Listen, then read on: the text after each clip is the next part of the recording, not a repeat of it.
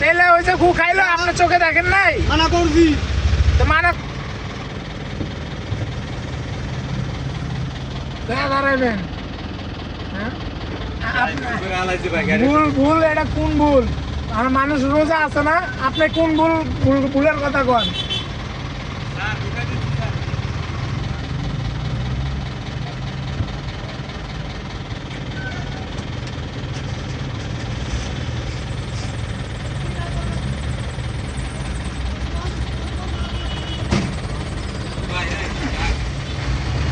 কোন ভুল?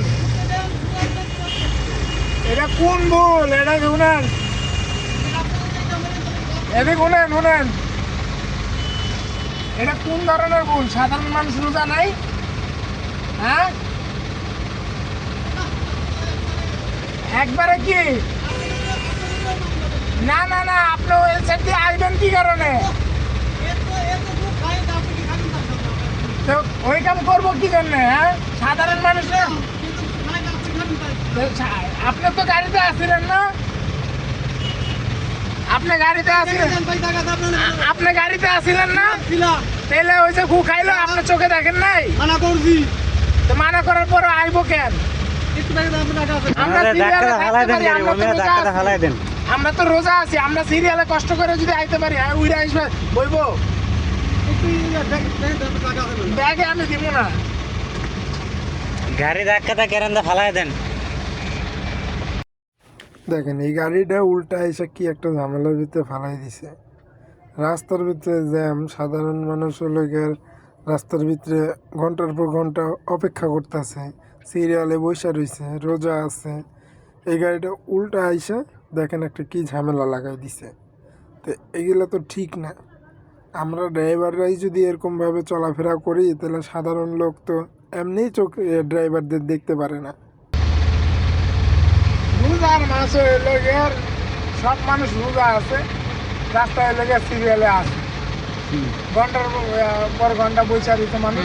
ও উইরা আইসা হইলো আমি তো মনে মনে ভাই কিরে কেন মানে ক্যাম্প এই জায়গা কেমনে এলে সেনাবাহিনী যে মারলো না, এটা তোর কপাল। কপাল, হ্যাঁ, মাইর খাওয়ার মতো কাজ করছে।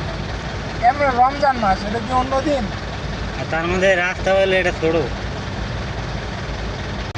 গাড়িটা নিয়ে আইসে যেটা বাড়ি দিত তাহলে সিনা বুঝতাম, তাহলে সে না একটু সাইড দেওয়া যায়। হ্যাঁ, যেটা বাড়ি খাওয়ার পরে তাহলে আমি সাইড দিতাম, ঠিক আছে, কিছুই তো কইলো না।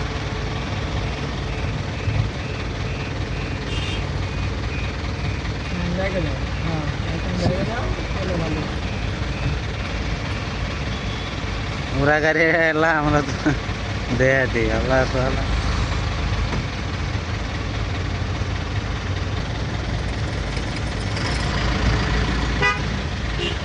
শুনেন, আর এরকম কাম করেন না, বুঝছেন? যা করছেন করছেন, যান।